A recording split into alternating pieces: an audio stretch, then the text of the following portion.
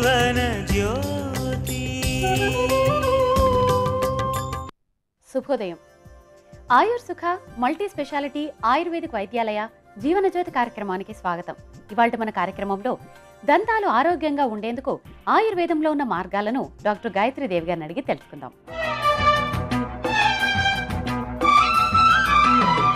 Doctor గారు నమస్తే అండి. నమస్కారం అమ్మా. ఇవాళ కార్యక్రమంలో దంతాల ఆరోగ్యానికి ఆయుర్వేదంలో ఉన్న మార్గాల గురించి మాట్లాడుకుందాం. అసలు ముందుగా దంతాలకు వచ్చే సమస్యలు ఏమిటో వివరిస్తారండి? అలాగేనమ్మా. దంతాలకు వచ్చే సమస్యలు అంటే ఏంటంటే మామూలుగా ఈ పళ్ళకి ఏదైనా మనం చల్లటివి తినడం కానీ తాగడం కానీ ఏమైనా చేస్తే ఒక నొప్పి లాంటిది ఏమి ఉండదు మామూలుగా అయితే ఆరోగ్యంగా బాగున్నప్పుడు. అలా కాకుండా దంతాలకు ఒక సమస్య ఏంటంటే సెన్సిటివ్గా అయిపోవడం అంటే చల్లటి పదార్థం కానీ తీయటి పదార్థం కానీ పళ్ళకి తగిలితే వెంటనే నొప్పి రావడం అనేది మనం చూస్తూ ఉంటాం. అది ఒక రకమైనటువంటి సమస్య. అంటే పైన ఉన్నటువంటి డెంటిన్ అనేటువంటి పొర పాడైపోయి, మామూలుగా ఆ పొర ఉందంటే మనకి ఆ నొప్పిలు అలాంటివి రావన్నమాట. ఆ పొర పాడైపోయి వచ్చేటువంటి సెన్సిటివ్ లేదా నొప్పి తెలిసేటువంటి ఒక ప్రాబ్లము ఒక రకమైనటువంటిది. మరొకటి ఏంటంటే పళ్ళ మీద ఈ పాచి లాంటి పదార్థం పేరుకొని పోయి ముందు పచ్చగా ఉండి అంటే పసుపచ్చగా ఉండి నెమ్మదిగా అది రంగు మారి ఆకుపచ్చగా ఇంకా ముదురు రంగుగా మారిపోయేటువంటి టార్టార్ అంటూ ఉంటాం అనమాట. అది అలాగ గార పట్టడం అంటారు కదా తెలుగులో చెప్పేటప్పుడు మనం. అలా గార పట్టడం అనేటువంటిది పళ్ళకు వచ్చేటువంటి మరొక సమస్య. ఇంకొకటి ఏంటంటే పళ్ళు పుచ్చిపోవడం అంటూ ఉంటాం. పిప్పి పళ్ళని పుచ్చిపళ్ళని అంటూ ఉంటాం కదా.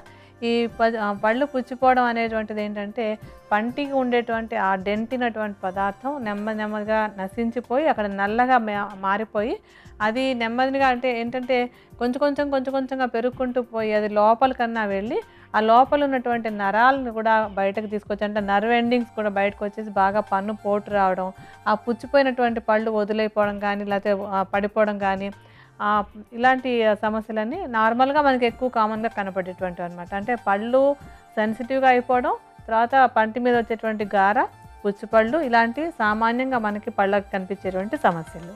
మరి డాక్టర్ గారు దంతాలను ఆరోగ్యంగా సంరక్షించుకోవడానికి ఎటువంటి జాగ్రత్తలు తీసుకోవాలో వివరిస్తారా? పళ్ళని అసలు చక్కగా జాగ్రత్తగా చూసుకోవడం చాలా తేలికైనటువంటి పని, చాలా తేలికైనటువంటి పని. కానీ చాలా ఎక్కువగా మనం నిర్లక్ష్యం చేసేటువంటి పని కూడా అదే. ఎంతో పట్టించుకోం, దానికి అది బాగానే ఉంటుంది అన్నట్టుగా. మనకు ఉన్నటువంటి 24 గంటల సమయంలో రోజుకి పొద్దున ఒక 2 నిమిషాలు, సాయంత్రం ఒక 2 నిమిషాలు పళ్ళ మీద కనుక దృష్టి పెట్టగలిగినట్టయితే ఈ పళ్ళ సమస్యలు వాటి కోసం అని చెప్పి ఇంత బాధపడ్డాలు, నొప్పులు పడ్డాలు, డబ్బులు ఖర్చు పెట్టుకోవడాలు ఇవేమి లేకుండా ఉండొచ్చు. పళ్ళకి మామూలుగా ఏంటి ఉదయం లేవగానే చాలామంది పళ్ళు తోముకున్నామంటే ఒక పని చేసామని, అంతేగాని అది సక్రమంగా జరిగిందా లేదా అనేది చాలా ఇంపార్టెంట్ అయినటువంటి విషయం. ఎందుకంటే ఈ పళ్ళ మధ్యలో బాగా ఆహార పదార్థాలు కానీ లేకపోతే కొన్ని బ్యాక్టీరియా లాంటివి కానీ ఇరుక్కుపోయి ఉండిపోతూ ఉంటాయి. ఈ పళ్ళని తోమడం అనేటువంటి పని ఏంటంటే ప్రతి పంటికి మధ్యలో ఉన్నటువంటి ఆ పాచి లాంటివి కానీ ఆహార పదార్థాలు కానీ అన్నీ పోయేటట్టుగా అన్ని పళ్ళకి ఆ బ్రష్ లేదంటే మనం పళ్ళు తోకునే పుల్ల కానీ ఏదైనా పెట్టి మొత్తం అంతా చక్కగా తోమినట్టయితే కనుక బాగా శుభ్రపడిపోతాయి. అలాగే అంటే ఇప్పుడు అయితే బ్రష్లు అవి వాడుతున్నాం కానీ అవకాశం ఉన్నటువంటి వాళ్ళు ఈ మనకి ఆయుర్వేదంలో చెప్పబడినటువంటి మూలికల పుల్లలు ఉంటాయి. అవి ఏమేంటి మనకి చండ్ర చెట్టు పుల్ల కానీ లేకపోతే వేప పుల్ల కానీ గానుగ చెట్టు పుల్ల కానీ ఇవన్నీ ఏంటంటే పళ్ళకి చాలా మేలు చేసేటువంటివి అనమాట. అంటే ఎలా చెప్తామంటే చేదు రుచి కానీ కారం రుచి కానీ ఉన్నటువంటి వాటిని పళ్ళు తోముకుందుకు వాడినట్టయితే ఈ పళ్ళ మధ్యలో ఉండేటువంటి ఆహార పదార్థాలు కుళ్ళిపోయినట్టుగా అయిపోకుండా ఉండడానికి, అక్కడ బ్యాక్టీరియా చేరకుండా ఉండడానికి కూడా బాగా ఉపయోగపడతాయి అన్నమాట. అంటే మరి అంతా పాతకాలంలాగా ఇప్పుడు కూడా ఆ పుల్లలు అవన్నీ పెట్టుకుని ఎక్కడ తోముకుంటా ఉండి అని అనిపించవచ్చు. కానీ కాలం పాతకాలమా, పద్ధతి పాతదా అది కాదు. దేనివల్ల మనకి ప్రయోజనం కలుగుతుంది అన్నది ముఖ్యమైనటువంటి అంశం. కనీసం అంటే సిటీస్లో ఉన్న వాళ్ళకి దొరకకపోయినా పల్లెటూళ్ళలో ఉండేటువంటి వాళ్ళకి ఎవరికైతే ఈ చెట్లు అందుబాటులో ఉంటాయో అటువంటి వాళ్ళంతా కూడా ఈ పుల్లలు పెట్టి పళ్ళు తోముకోవడం అనేది కనుక మొదలుపెట్టినట్టయితే పళ్ళు బాగా ఆరోగ్యంగా ఉంటాయి. అయితే మనకి బ్రష్ అలవాటు అయిపోయింది, దాన్ని మార్చుకోలేను అలవాటు అనుకుంటే దీంతో కాసేపు తోముకోండి, దాంతో కాసేపు తోముకోండి, అప్పుడు సమస్య లేదు కదా. అంటే ప్రయోజనం ఎందుకంటే అంటున్నానంటే మనం ఈ తీయటి పేస్ట్ పెట్టుకుని పళ్ళు తోముకోవడం వల్ల మనకు కలిగేటువంటి ప్రయోజనం ఏమీ లేదు అన్నమాట. నోట్లో ఒక తాజాదనం వస్తుంది అంతే. అంతకంటే అక్కడ క్లీనింగ్ అవ్వడానికి పేస్ట్ తోటి కలిగేటువంటి ప్రయోజనం ఏమీ ఉండదు. కేవలం మన బ్రష్ మాత్రమే అక్కడ మెకానికల్గా అది క్లీన్ చేస్తుంది కనుక బ్రష్ మాత్రమే తప్ప పేస్ట్ వల్ల ఉపయోగం ఉండదు. అలా కాకుండా మనం ఈ పుల్లలతో కనుక తోమినట్టయితే వాటిలో ఉండేటువంటి చేదు రుచి, ఆ తర్వాత కారం రుచి పళ్ళని క్లీన్ చేస్తాయి. అలాగే అవి చేస్తూ ఉన్నప్పుడు అంటే కొంత ఆ కారము తర్వాత చేదును మనకి కడుపులోకి వెళ్తుంది. ఆ కడుపులోకి వెళ్ళినట్టయితే కనుక అది ఆరోగ్యానికి మంచిదనమాట. మన జీర్ణరసాల మీద సక్రమంగా పనిచేసి జీర్ణశక్తిని బాగు చేయడానికి కూడా ఇవి బాగా ఉపయోగపడతాయి. ఆ తర్వాత ఏంటంటే రాత్రిపూట పళ్ళు తోముకోవడం అనేటువంటి ఒకటి. పొద్దునప్పుడు అందరూ ఏదో కొంచెమైనా కనీసం మొక్కుబడికైనా తోముతూ ఉంటారు. కానీ రాత్రిపూట తోమే అలవాటు చాలా తక్కువగా ఉంటుంది. రాత్రిపూట పడుకోవడానికి ముందు పళ్ళు తోముకున్నట్టయితే కనుక ఈ రాత్రిపూట నోట్లో ఉండేటువంటి బ్యాక్టీరియా తొందరగా పోవడానికి ఇది హెల్ప్ చేస్తుంది. ఎందుకంటే మామూలుగా మన నోట్లో ఉన్నటువంటి లాలాజలం మన పళ్ళని శుద్ధి చేస్తూ ఉంటుంది. రాత్రి మనం పడుకుని నిద్రపోతూ ఉన్నప్పుడు లాలాజలం ఊరదు. అందుకని దానికి ప్రొటెక్షన్ లేదనమాట ఆ టైంలో. అటువంటి టైంలో కూడా మనకి రక్షణ కావాలంటే ఏంటంటే పడుకోవడానికి ముందు తప్పనిసరిగా బ్రష్ చేసుకోవడం. ఎందుకు రాత్రిపూట మన నోట్లో ఉన్నటువంటి ఆహార పదార్థం అక్కడే ఉండిపోయిందంటే బ్యాక్టీరియా హాయిగా వాటి మీద కూర్చుని మన పళ్ళని నాశనం చేస్తాయి. కనుక పడుకునే ముందు తప్పనిసరిగా బ్రష్ చేయడం అనేటువంటి అలవాటు చేసుకోవాలన్నమాట. ఆ తర్వాత పళ్ళకి మధ్యలో పంటికి మధ్యలో ఉన్నటువంటి భాగం బాగా క్లీన్ అవ్వాలంటే ఏంటంటే పీచు ఉన్నటువంటి పదార్థాలు తప్పనిసరిగా తింటూ ఉండాలి. హాయిగా అంటే పళ్ళు అవి చక్కగా పీచు ఉన్నవి తినమంటే డ్రింక్స్ లాగా కూల్ డ్రింక్స్ లాగా రసం తీసుకుని తాగటం హాయిగా ఉంది అనుకుంటూ ఉంటారు. హాయి బాగానే ఉండొచ్చు కానీ అది ఏ ప్రయోజనాలు కలిగించాలో అవి జరగవు మనకి. పండ్లు కొరుక్కుని తిన్నప్పుడు అంటే ఆ పళ్ళతోటి మనం మంచి పళ్ళు అవి కొరికి తిన్నప్పుడు ఆ పళ్ళ మధ్యలో ఉన్నటువంటి ఆ క్లీనింగ్ అంతా జరిగి వాటిలో ఉన్నటువంటి పీచు పదార్థం అలా సహాయపడి పళ్ళ ఆరోగ్యానికి బాగా ఉపయోగపడుతుంది. అలాగే కొన్ని మనకి చెరుకు లాంటివి, జామకాయ లాంటివి అవన్నీ కూడా కొరుకుతూ ఉంటే దంతాలు గట్టిపడతాయి. అలాగే ఈ మధ్యలో ఉన్నటువంటి భాగం కూడా బాగా క్లీన్ అవుతుందన్నమాట. ఇలాంటి చిన్న సూచనలు కనుక రెగ్యులర్గా పాటిస్తూ ఉన్నట్టయితే పళ్ళు బాగా ఆరోగ్యంగా ఉండడానికి ఉపయోగపడుతుంది. ఎందుకంటే చాలాసార్లు మనం పళ్ళు పుచ్చిపోయి అదేదో బాధ పెట్టిన తర్వాతనే దాన్ని పట్టించుకుంటూ ఉంటాం కానీ ముందంతా ఏమి పట్టించుకోం. అలాగే ఏంటంటే ఇప్పుడు కొంతమంది పుల్లలు అన్నారు కానీ మాకు సిటీస్లో అక్కడ ఉన్న మాకు దొరకవు అనుకోవచ్చు. ఇప్పుడు మనం ఒక ఆయుర్వేద చూర్ణ అని చెప్తాం, అది ఎవరికి వాళ్ళు తయారు చేసుకుని రోజు దాన్ని కూడా వాడుకున్నా సరే మీకు దంత వైద్యుల చుట్టూ తిరగాల్సినటువంటి అవసరం బాగా తగ్గిపోతుంది. డాక్టర్ గారు, దంతాల ఆరోగ్యానికి ఉపకరించే ఆయుర్వేద ఔషధం ఏ విధంగా తయారు చేసుకోవాలో వివరిస్తారా? ఇప్పుడు నేను మీకు దంతాలు ఆరోగ్యంగా ఉండడం కోసం చేసుకునేటువంటి ఒక చూర్ణాన్ని చెప్తాను. చాలా తేలిగ్గా తయారు చేసుకోవచ్చు మీరంతా ఇది. దీనికోసం మనం మొట్టమొదటి తీసుకునేటువంటిది ఏంటంటే త్రికటుకాలు.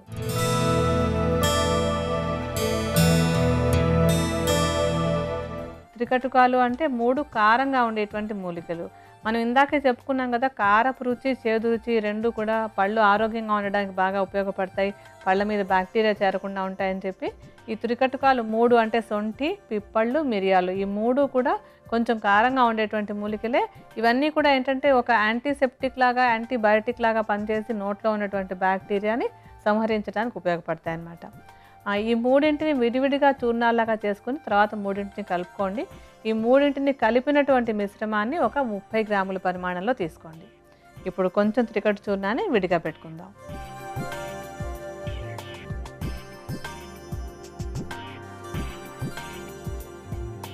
ఆ తర్వాత మనం తీసుకోబోయేటువంటిది లవంగాలు.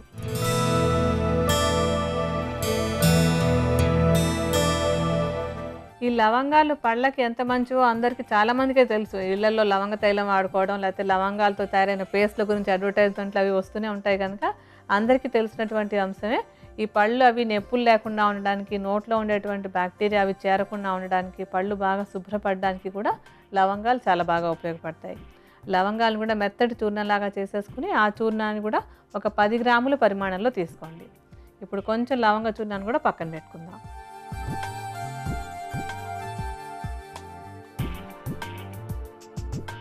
ఆ తర్వాత తీసుకోబోయేటువంటిది యాలక్కాయలు.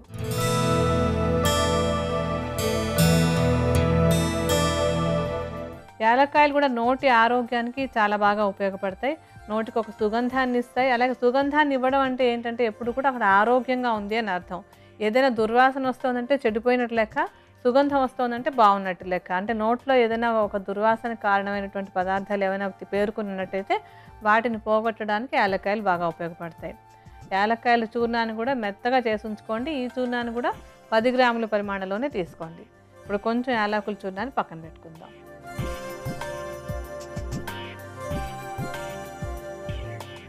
ఆ తర్వాత తీసుకోవాల్సినటువంటిది జాజికాయలు.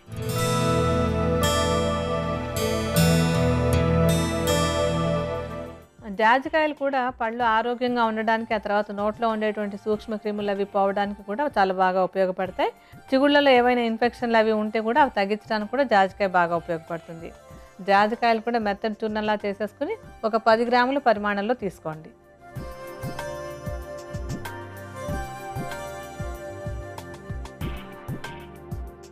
ఆ తర్వాత కావాల్సినటువంటిది కర్పూరం.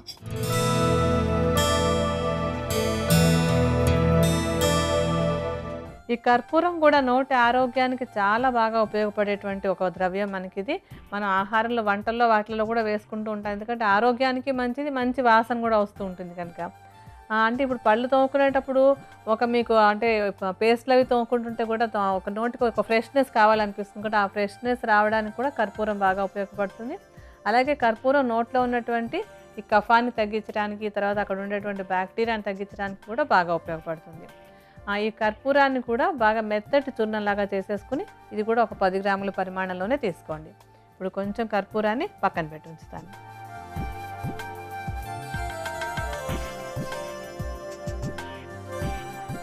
ఆ తర్వాత మనం తీసుకోబోయేటువంటిది తుమ్మ బెరడు.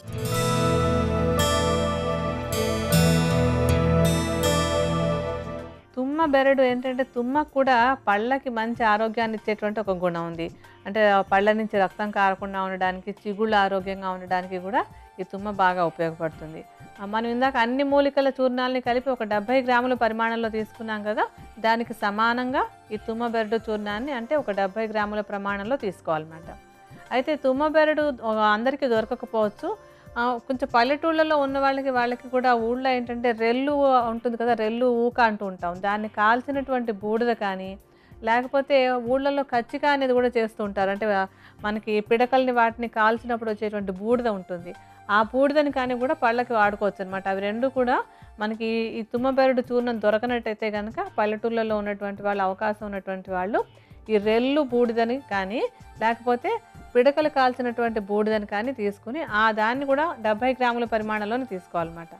ఆ బూడిదని కానీ, లేకపోతే ఈ తుమ్మ బెరడు చూర్ణాన్ని కానీ 70 గ్రాముల ప్రమాణంలో తీసుకుని దీన్ని ఇందాకటి చూర్ణాలతోటి కలుపుకోవాలి.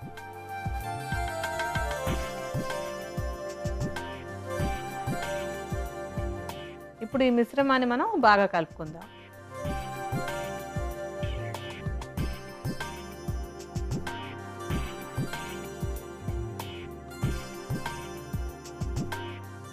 వీటన్నింటినీ బాగా కలిపేసుకుని ఆఖరిలో ఏం చేస్తారంటే, ఒక తెల్లటి పల్చటి బట్ట తీసుకొని దాంట్లో వేసి బాగా జల్లించండి. ఎందుకంటే పళ్ళు తోముకోవడానికి వాడుకునేటువంటి ఈ చూర్ణం చక్కగా మృదువుగా ఉండాలి తప్ప మరీ గరుగ్గా ఉండి పళ్ళు పాడైపోయేలాగా ఉండకూడదు కదా. అందుకని బట్టలో వేసి చక్కగా జల్లించి ఆ వచ్చినటువంటి మెత్తటి చూర్ణాన్ని తీసుకుని దాన్ని ఒక సీసాలో పోసి ఉంచుకోండి. దీన్ని పళ్ళు తోముకోవడానికి వాడుకోవాలన్నమాట. ఉదయం ఒకసారి, సాయంత్రం ఒకసారి పళ్ళు తోముకునేందుకు వాడుకోండి. మీకు అంతగా ఈ చూర్ణాలు అవి పెట్టుకొని నేను తోముకోలేను అని ఎవరైనా అనుకుంటూ ఉంటే మీరు ఒకసారి పేస్ట్ బ్రష్తో తోమేసుకుని తర్వాత దీన్ని వాడుకోవచ్చు. లేదా దీనిలో అంటే ఈ చూర్ణంలో కొంచెం తేనె కలిపేసుకుంటే ఒక పేస్ట్ లాగా తయారవుతుంది. దాంతోటైనా సరే పళ్ళు తోముకున్నట్టయితే కనుక దంతాలు ఆరోగ్యంగా ఉండి ఎటువంటి అనారోగ్యాలు రాకుండా ఉండడానికి బాగా తోడ్పడుతుంది. దంతాల ఆరోగ్యానికి ఉపకరించే ఆయుర్వేద ఔషధం తయారీ విధానం మరొక్కసారి చూద్దాం. త్రికట్టు చూర్ణం 30 గ్రాములు, లవంగాల చూర్ణం 10 గ్రాములు, యాలకుల చూర్ణం 10 గ్రాములు, జాజికాయ చూర్ణం 10 గ్రాములు, కర్పూరం చూర్ణం 10 గ్రాములు, తుమ్మబెరడు చూర్ణం 70 గ్రాముల చొప్పున తీసుకుని వీటన్నిటినీ బాగా కలిపి బట్టలో వేసి జల్లించి మెత్తటి చూర్ణంలా చేసి భద్రపరచుకోవాలి. ఉపయోగించుకోవటానికి ఉదయం, సాయంత్రం పళ్ళు తోముకోవటానికి ఈ ఔషధాన్ని వాడుకోవాలి. దంతాల ఆరోగ్యానికి ఉపకరించే ఆయుర్వేద ఔషధం తయారీ విధానం, దానిని ఉపయోగించే విధానం కూడా తెలుసుకున్నాం కదా. మరిప్పుడు మధుమేహం అదుపులో ఉండేందుకు చక్కటి గృహౌషధం అడిగి తెలుసుకుందాం.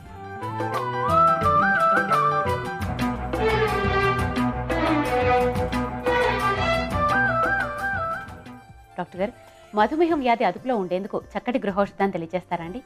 మధుమేహం వ్యాధి అదుపులో ఉండడానికి కాకరాకు బాగా ఉపయోగపడుతుంది.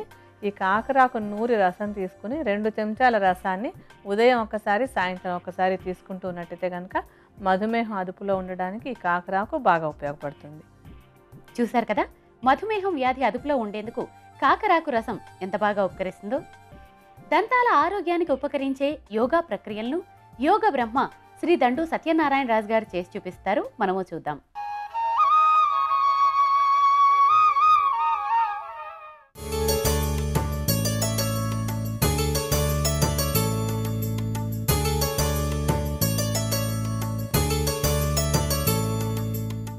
శీతకారి ప్రాణాయామం, విస్తృత హస్త శీర్షాసనం సాధన చేయటం ద్వారా దంతాలను ఆరోగ్యంగా ఉంచుకోవచ్చు. శీతకారి ప్రాణాయామం. ఈ ప్రాణాయామం సాధన చేయడానికి ముందుగా పద్మాసనం లేదా సుఖాసనంలో సౌకర్యవంతంగా కూర్చోవాలి. తర్వాత పై దంతాలను కింద దంతాలను ఒకదానికి ఒకటి నొక్కి పట్టి దంతాల సందుల గుండా శ్వాస లోపలికి పీల్చుకొని ఇప్పుడు పెదాలు మూసి ముక్కు ద్వారా శ్వాస బయటకు వదలాలి.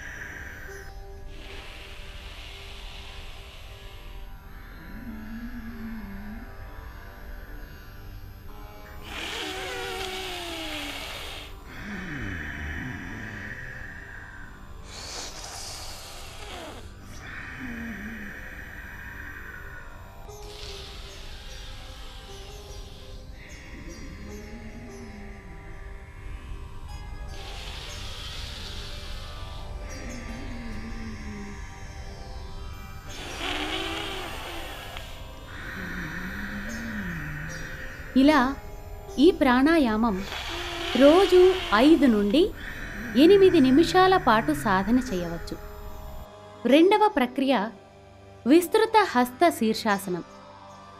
ఈ ఆసనం సాధన చేయడానికి ముందుగా మోకాళ్ళు చేతులపై ముందుకు వంగుతూ తలను కిందకి దించుతూ మాడును నేలకు ఆంచాలి.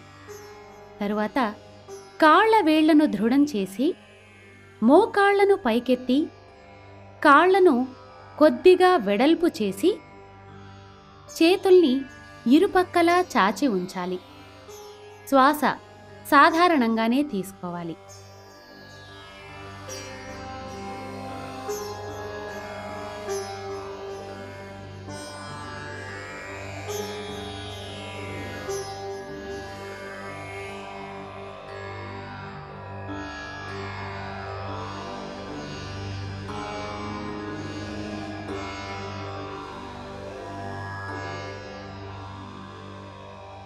ఇలా ఈ ఆసనం రోజు 6 నుండి 8 సార్లు సాధన చేయవచ్చు. ఇలా ఈ భంగిమలో ఉండగలిగినంత సమయం ఉండి తిరిగి యథాస్థానానికి రావాలి. ఈ విధంగా శీతకారి ప్రాణాయామం, విస్తృత హస్త శీర్షాసనం సాధన చేయటం ద్వారా దంతాలు చిగుళ్లకు రక్త ప్రసరణ సక్రమమై అక్కడి సూక్ష్మక్రిములు నశించి దంతాలు ఆరోగ్యవంతంగా ఉంటాయి. ఈ ప్రక్రియల తర్వాత ప్రాణాయామం, ధ్యానం చేసి అమృత తుల్యాసనం వేయటం ద్వారా శరీరంలోని అన్ని అవయవాలకు విశ్రాంతి లభిస్తుంది. దంతాల ఆరోగ్యానికి ఉపకరించే యోగా ప్రక్రియలేమిటో తెలుసుకున్నాం కదా. మరిప్పుడు కాలిన గాయాల నివారణకు చక్కటి చిట్కా అడిగి తెలుసుకుందాం.